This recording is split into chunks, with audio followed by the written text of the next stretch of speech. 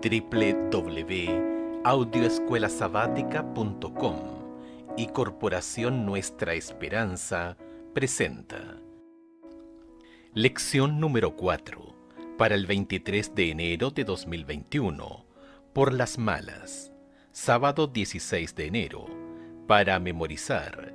Esperaré pues a Jehová, el cual escondió su rostro de la casa de Jacob, y en él confiaré. Isaías capítulo 8, verso 17. En un edificio en llamas en Harlem, Nueva York, una niña ciega estaba sentada en la ventana del cuarto piso. Los bomberos se habían desesperado. No podían encajar el camión que portaba la escalera entre los edificios y no pudieron hacer que saltara una red, que ella por supuesto no podía ver. Finalmente llegó su padre y gritó a través del megáfono que había una red y que ella debía saltar cuando él le diera la orden. La niña saltó y estaba tan completamente relajada que no se rompió ningún hueso ni se hizo un esguince en la caída de 4 pisos. Debido a que confiaba completamente en su padre, cuando escuchó la voz de su padre, hizo lo que él hizo, que era lo mejor. De la misma manera, Dios ofreció poderosas evidencias de que Él quería lo mejor para sus hijos, pero ellos rechazaron las aguas mansas en las que se les presentó por primera vez. Por ende, tuvo que hablarles con estrépito, como el ruido de muchas aguas. ¿Qué lecciones podemos aprender hoy de los errores de ellos?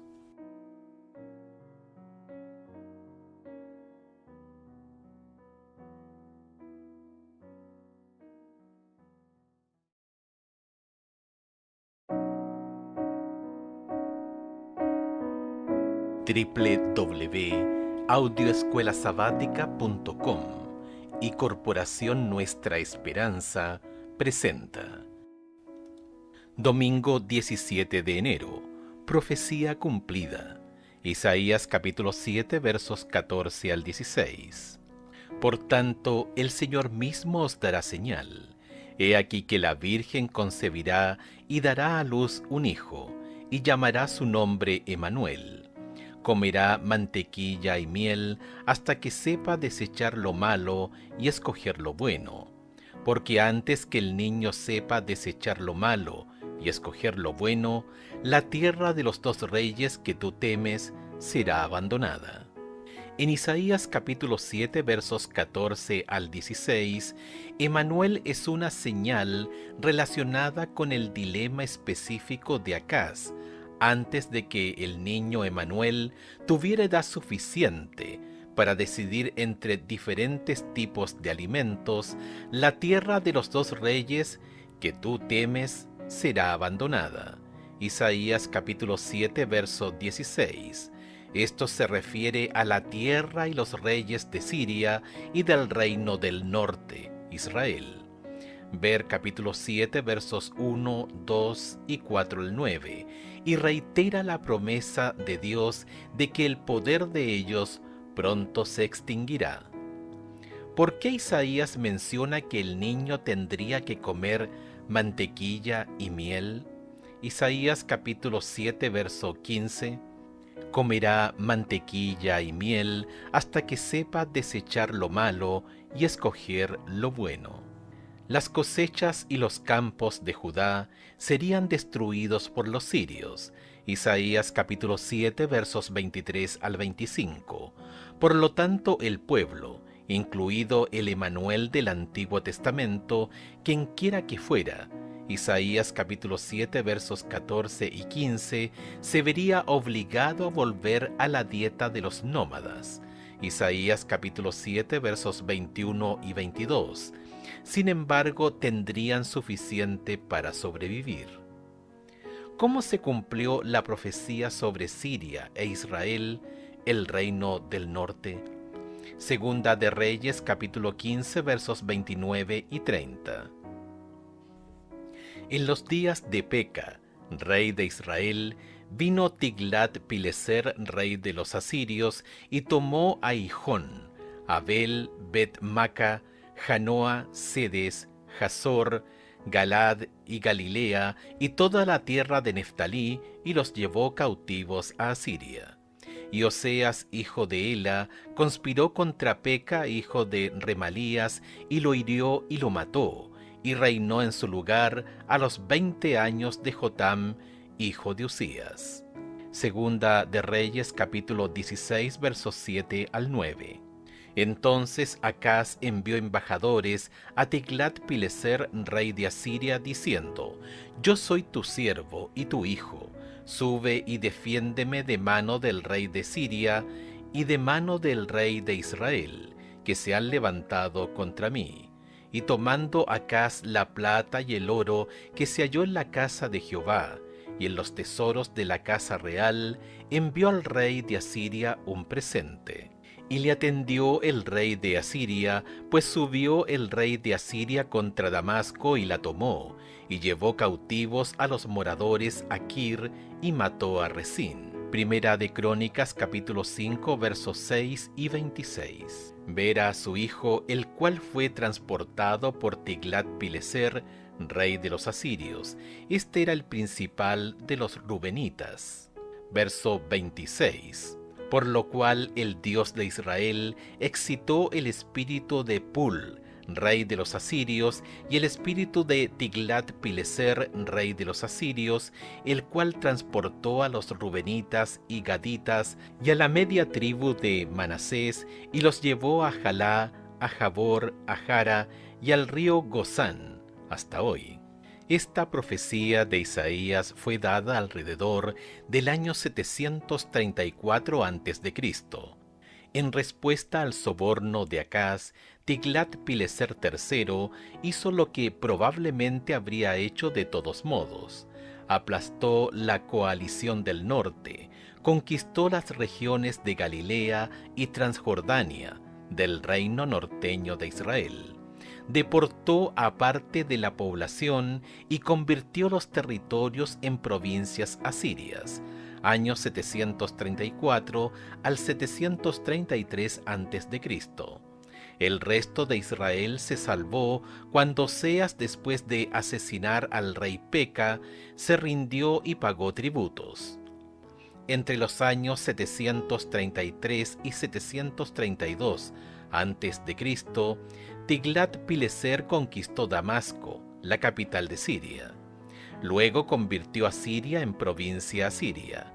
Por lo tanto, para el año 732 aproximadamente, 2 años después de la predicción de Isaías, Siria e Israel habían sido derrotados de manera concluyente, y todo había terminado para los 2 reyes que habían amenazado a Acaz. Poco después de que Salmanasar V reemplazara a Tiglat-Pileser III en el año 727 a.C., el rey Oseas de Israel cometió suicidio político al rebelarse contra Asiria.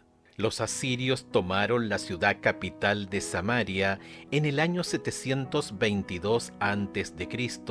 y deportaron a miles de israelitas a Mesopotamia y Media, donde finalmente fueron absorbidos por las poblaciones locales y perdieron su identidad. Ver Isaías capítulo 7, verso 8, en un lapso de 65 años. Efraín dejaría de ser pueblo. Dios había predicho lo que sucedería a los enemigos de Judá, pero su explicación a Acaz fue que esto sucedería de todos modos sin necesidad de depender de Asiria.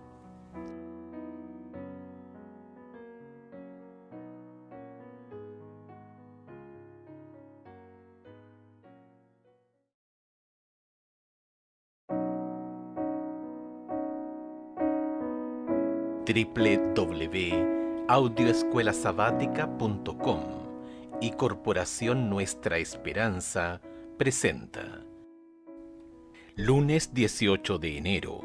Consecuencias previstas. Isaías capítulo 7 versos 17 al 25. Jehová hará venir sobre ti, sobre tu pueblo y sobre la casa de tu padre, días cuales nunca vinieron desde el día que Efraín se apartó de Judá, esto es, al rey de Asiria. Y acontecerá que aquel día silbará Jehová a la mosca que está en el fin de los ríos de Egipto, y a la abeja que está en la tierra de Asiria. Y vendrán y acamparán todos en los valles desiertos y en las cavernas de las piedras, y en todos los zarzales y en todas las matas.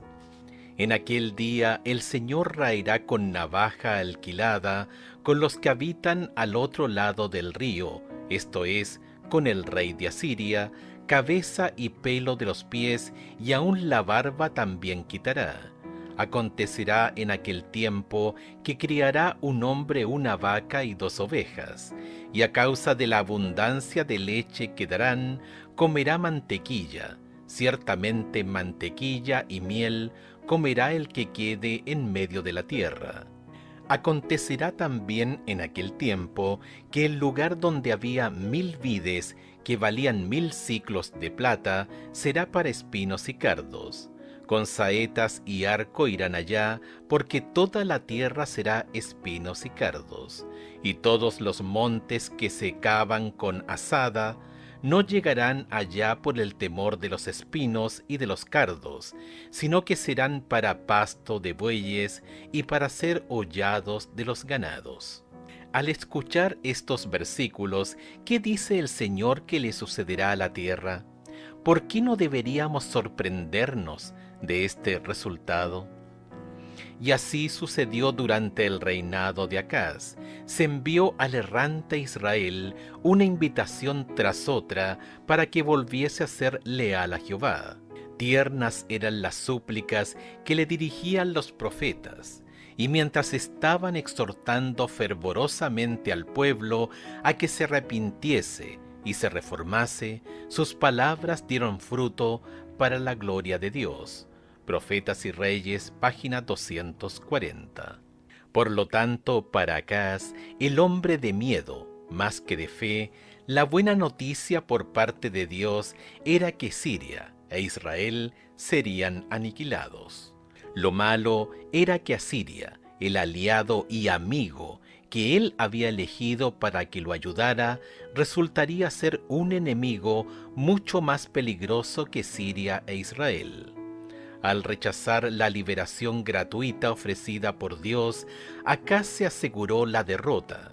Si Acaz creía que su mundo se estaba cayendo a pedazos, ahora las cosas solo empeorarían. Mejor es confiar en Jehová que confiar en príncipes. Salmo 118:9. ¿Cómo podía esperar Acaz que Tiglat-Pileser III estuviese satisfecho con ocupar los países al norte y que respetaría a Judá?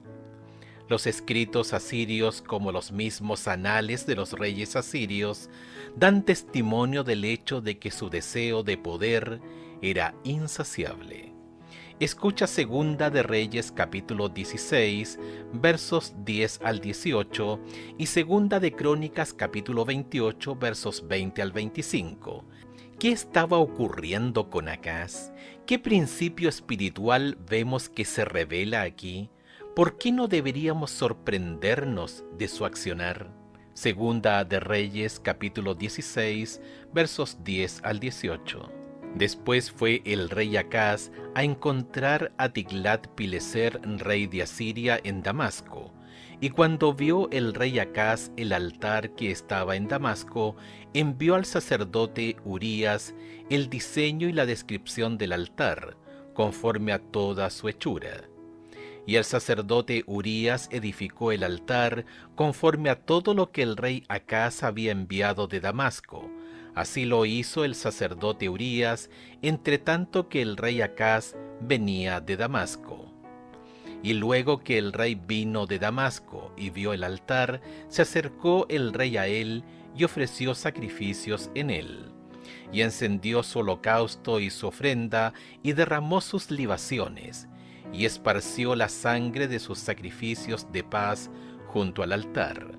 E hizo acercar el altar de bronce que estaba delante de Jehová, en la parte delantera de la casa, entre el altar y el templo de Jehová, y lo puso al lado del altar hacia el norte. Y mandó el rey Acaz al sacerdote Urías, diciendo: En el gran altar encenderás el holocausto de la mañana, y la ofrenda de la tarde, y el holocausto del rey y su ofrenda, y asimismo el holocausto de todo el pueblo de la tierra y su ofrenda, y sus libaciones. Y esparcirás sobre él toda la sangre del holocausto y toda la sangre del sacrificio. El altar de bronce será mío para consultar en él. E hizo el sacerdote Urías conforme a todas las cosas que el rey Acaz le mandó. Y cortó el rey Acaz los tableros de las basas y les quitó las fuentes, y quitó también el mar de sobre los bueyes de bronce que estaban debajo de él, y lo puso sobre el suelo de piedra. Asimismo el pórtico para los días de reposo que habían edificado en la casa, y el pasadizo de afuera, el del rey, los quitó del templo de Jehová, por causa del rey de Asiria. Segunda de Crónicas, capítulo 28, versos 20 al 25. También vino contra él Tiglat-Pileser, rey de los asirios, quien lo redujo a estrechez y no lo fortaleció. No obstante que despojó Acaz la casa de Jehová y la casa real, y las de los príncipes, para dar al rey de los asirios, éste no le ayudó. Además, el rey Acaz, en el tiempo que aquél le apuraba, añadió mayor pecado contra Jehová, porque ofreció sacrificios a los dioses de Damasco que le habían derrotado. Y dijo: Pues que los dioses de los reyes de Siria les ayudan, yo también ofreceré sacrificios a ellos para que me ayuden, bien que fueron estos su ruina y la de todo Israel. Además de eso, recogió Acaz los utensilios de la casa de Dios y los quebró, y cerró las puertas de la casa de Jehová, y se hizo altares en Jerusalén en todos los rincones. Hizo también lugares altos en todas las ciudades de Judá para quemar incienso a los dioses ajenos, provocando así la ira de Jehová, el Dios de sus padres. Segunda de Crónicas, capítulo 28, verso 20 al 23, resume poderosamente los resultados de que Acaz pidiera ayuda a Siria en lugar de confiar en el Señor. Nuestra tendencia natural es confiar en lo que podemos ver, sentir, gustar, tocar, las cosas del mundo. Sin embargo, como sabemos, las cosas del mundo se esfuman. Observa 2 de Corintios capítulo 4, verso 18. ¿Qué nos quiere indicar este versículo? ¿Cómo podemos aplicar su mensaje a nuestra vida? ¿Y qué diferencia habrá si lo aplicamos? No mirando nosotros las cosas que se ven, sino las que no se ven, pues las cosas que se ven son temporales, pero las que no se ven son eternas.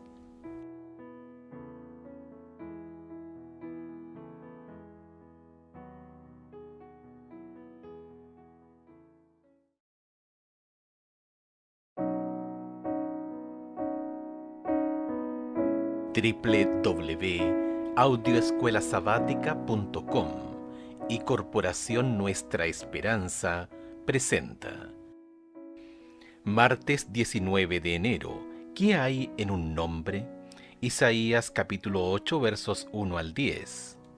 Me dijo Jehová: toma una tabla grande y escribe en ella con caracteres legibles tocante a Majer Salal Hasbaz. Y junté conmigo por testigos fieles al sacerdote Urías y a Zacarías, hijo de Jeberequías. Y me llegué a la profetisa, la cual concibió y dio a luz un hijo. Y me dijo Jehová: ponle por nombre Majer Salal Hasbaz, porque antes que el niño sepa decir Padre mío y Madre mía, será quitada la riqueza de Damasco y los despojos de Samaria delante del rey de Asiria. Otra vez volvió Jehová a hablarme diciendo: Por cuanto desechó este pueblo las aguas de Siloé, que corren mansamente, y se regocijó con Rezín y con el hijo de Remalías, he aquí por tanto que el Señor hace subir sobre ellos aguas de ríos impetuosas y muchas, esto es, al rey de Asiria con todo su poder, el cual subirá sobre todos sus ríos y pasará sobre todas sus riberas. Y pasando hasta Judá, inundará y pasará delante, y llegará hasta la garganta, y extendiendo sus alas, llenará la anchura de tu tierra, oh Emanuel. Reunidos pueblos, y seréis quebrantados, oíd todos los que sois de lejanas tierras. Ceñíos y seréis quebrantados, disponeos y seréis quebrantados. Tomad consejo y será anulado, proferid palabra y no será firme, porque Jehová está con nosotros. ¿Te imaginas jugando a la pelota con el segundo hijo de Isaías? Para cuando terminaras de decir Maher Salal Hasbaz, tírame la pelota, sería demasiado tarde. Pero más largo que el nombre es su significado. El despojo se apresura, la presa se precipita, o pronto el saqueo, presto al botín. El mensaje del nombre evidentemente tiene que ver con una conquista rápida. Pero ¿quién conquista a quién?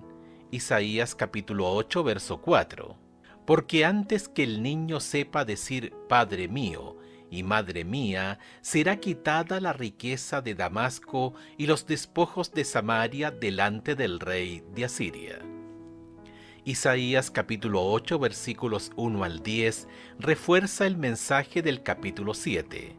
Antes de que un niño pudiera alcanzar determinada etapa, Asiria se llevaría el botín de guerra de las capitales de Siria y de Israel.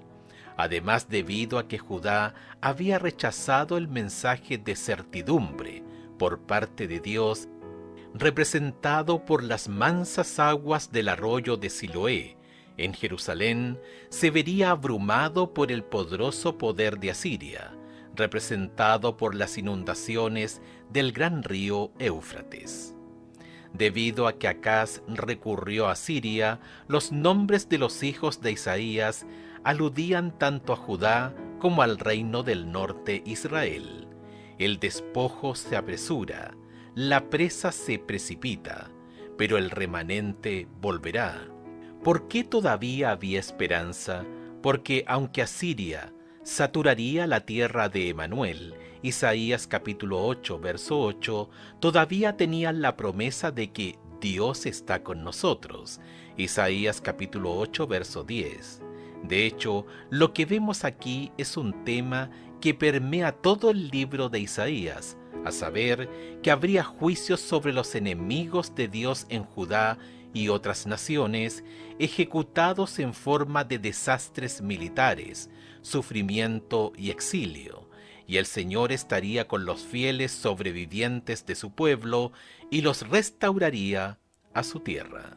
¿Por qué Isaías nos dice que registró legalmente el nombre del niño y tuvo relaciones matrimoniales con su esposa, la profetisa? Isaías capítulo 8 versículos 1 al 3.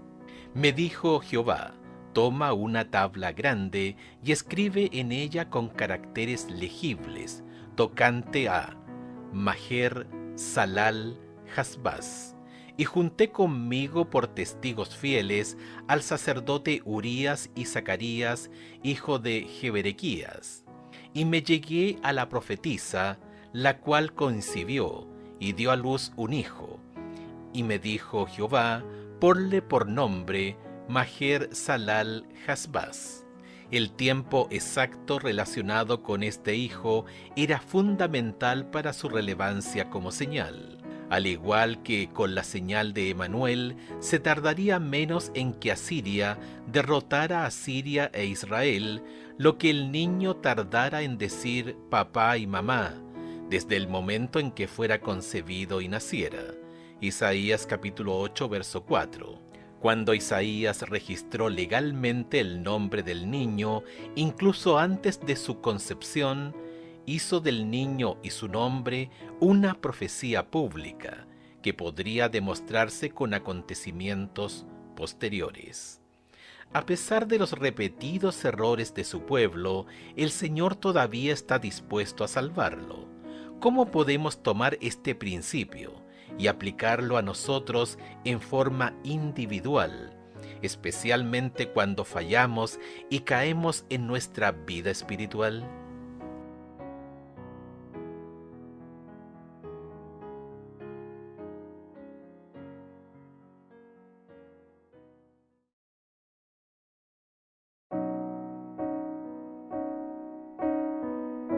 www.audioescuelasabática.com y Corporación Nuestra Esperanza presenta Miércoles 20 de enero. Nada que temer cuando tememos a Dios. Isaías capítulo 8 versos 11 al 15. Porque Jehová me dijo de esta manera con mano fuerte, y me enseñó que no caminase por el camino de este pueblo, diciendo: no llaméis conspiración a todas las cosas que este pueblo llama conspiración, ni temáis lo que ellos temen, ni tengáis miedo.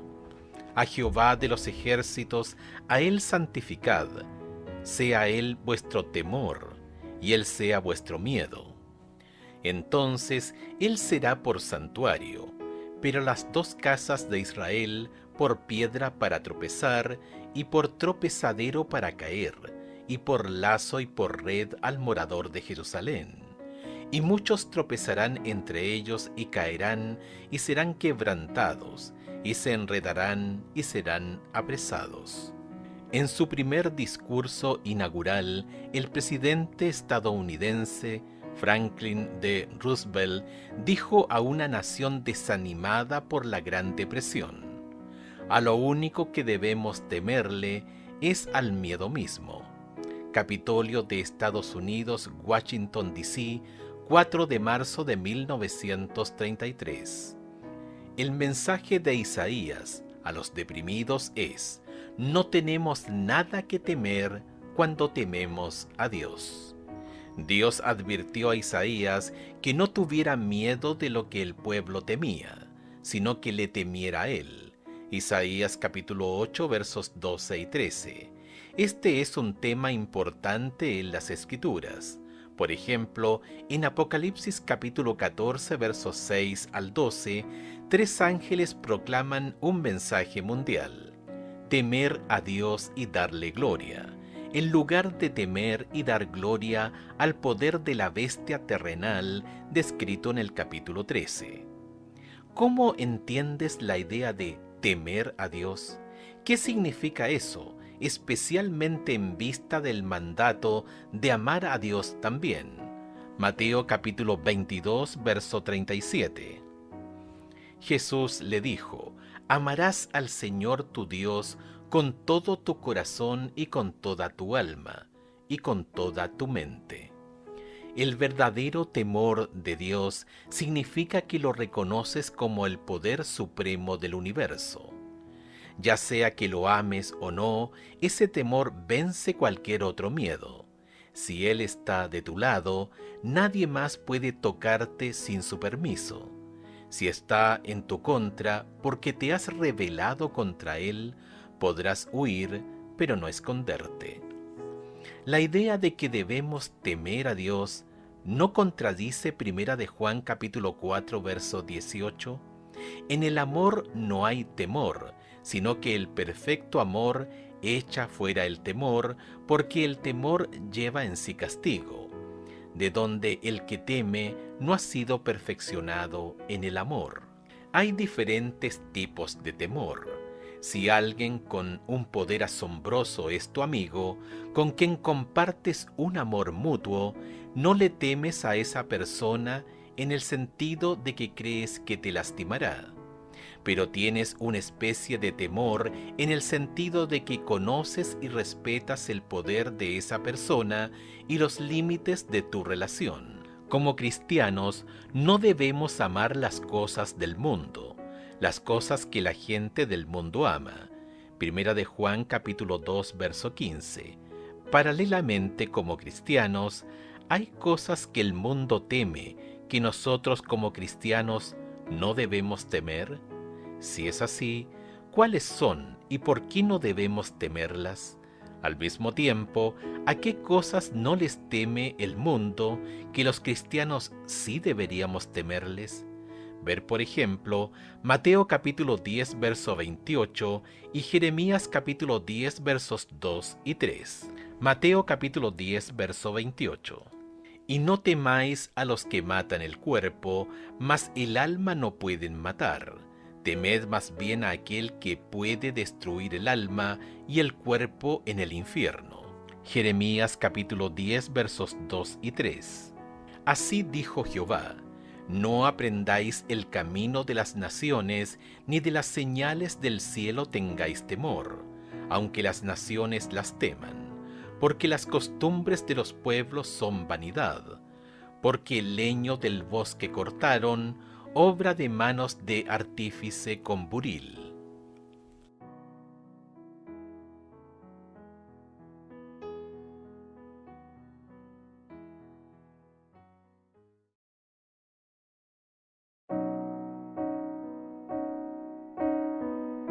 www.audioescuelasabática.com y Corporación Nuestra Esperanza presenta Jueves 21 de enero, el abatimiento de los ingratos muertos en vida.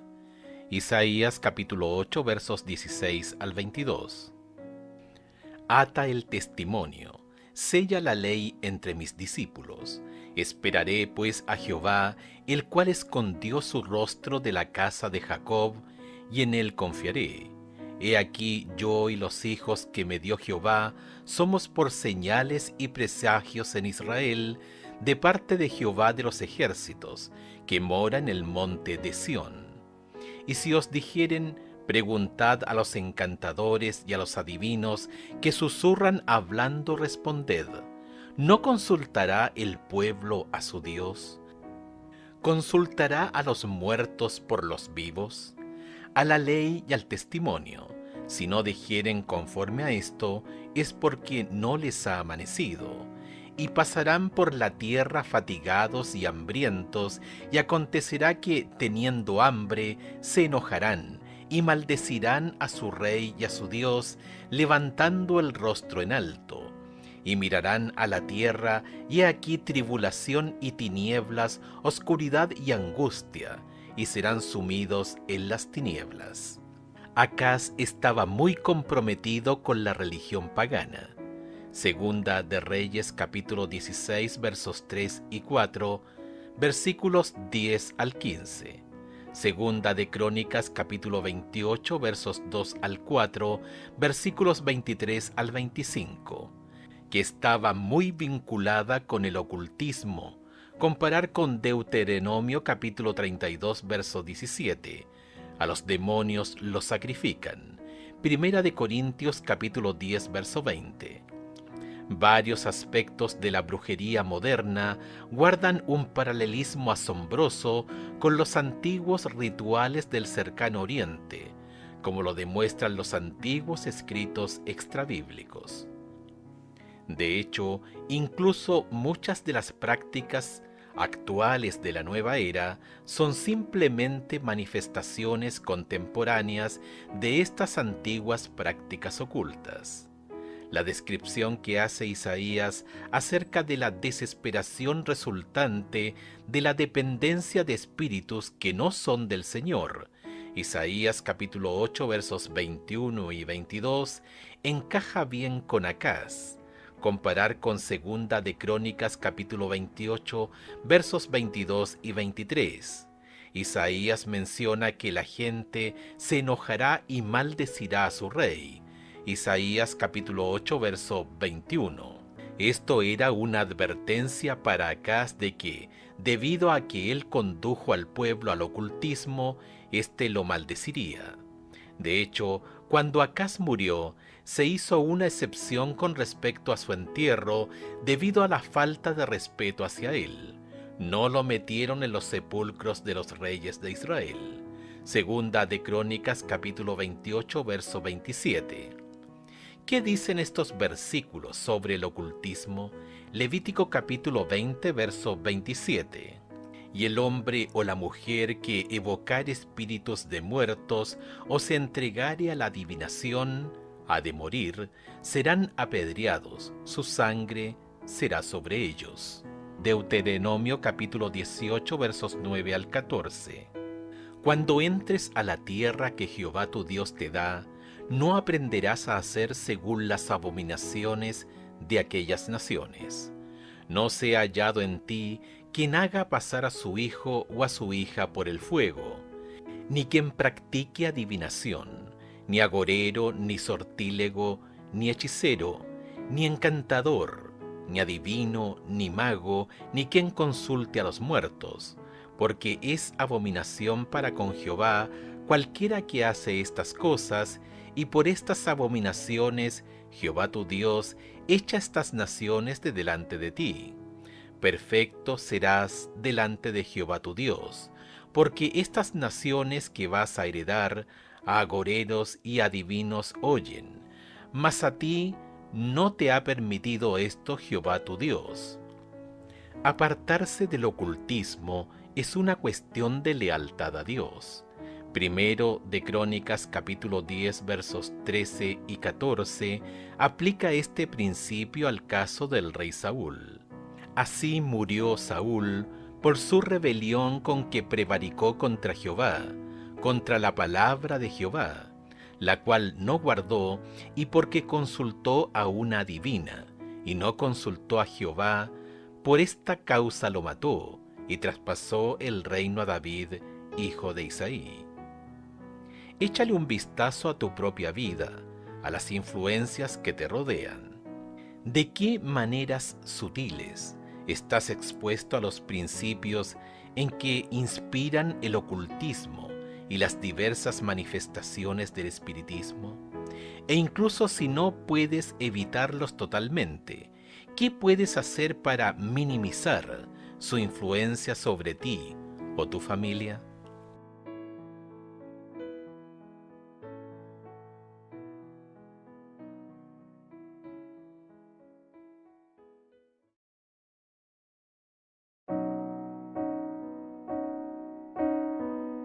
www.audioescuelasabática.com y Corporación Nuestra Esperanza presenta Viernes 22 de enero, para estudiar y meditar. Lee Elena de White en El conflicto de los siglos, ¿pueden hablarnos nuestros muertos? Páginas 607 a la 618. En tiempos de los hebreos había una clase de personas que pretendía, como los espiritistas de nuestros días, mantener comunicaciones con los muertos. Pero la Biblia declara que los espíritus protectores o espíritus familiares, amigables, como se solían llamar a los visitantes de otros mundos, son espíritus de demonios. Comparar con Números capítulo 25 versículos 1 al 3, Salmos 106, 28, Primera de Corintios capítulo 10 verso 20, Apocalipsis capítulo 16 verso 14. La costumbre de tratar con espíritus o espiritismo fue declarada abominación para el Señor y estaba solemnemente prohibida bajo pena de muerte. Levítico capítulo 19 verso 31, capítulo 20 verso 27. Aún el nombre de brujería es objeto de desprecio en la actualidad. El aserto de que los hombres pueden tener comunicación con los malos espíritus es considerado como una fábula de la Edad Media. Pero el espiritismo, que hoy cuenta con centenares de miles y hasta con millones de adherentes y que se ha abierto camino entre las sociedades científicas, ha invadido iglesias y ha encontrado favor entre los cuerpos legislativos y hasta en las cortes de los reyes. Este engaño colosal no es sino la reaparición, bajo un nuevo disfraz, de la hechicería, condenada y prohibida en la antigüedad. Conflicto de los siglos, páginas 612 y 613. Preguntas para dialogar. 1. Analicen el tema del espiritualismo, tal como aparece en películas, libros, la televisión y la cultura popular. Si no se puede hacer nada para detenerlo, ¿cómo podemos alentar a otros sobre los peligros de lo que, para tanta gente, parecen distracciones inofensivas, nada más? ¿Por qué es tan importante una comprensión adecuada del estado de los muertos a fin de protegerse contra estos engaños? 2. Lee Isaías capítulo 8, verso 20. Reformúlalo con tus propias palabras. Pide que diferentes personas de la clase lean sus versiones en voz alta. ¿Qué nos está queriendo decir el Señor aquí? 3. Reflexiona sobre esta idea de amar y temer a Dios al mismo tiempo. ¿De qué manera nuestro amor se origina en ese temor? ¿O nuestro temor se origina en nuestro amor? Analicen en clase. Resumen. Mediante los actos de Isaías, su familia y sus palabras, Dios reforzó el mensaje de advertencia y esperanza. El único camino seguro es confiar en que Dios sabe lo que está haciendo. Él tiene tanto el amor como el poder para guiar, proteger y velar por quienes se lo permiten. Para quienes recurren a otros poderes, solo hay desolación.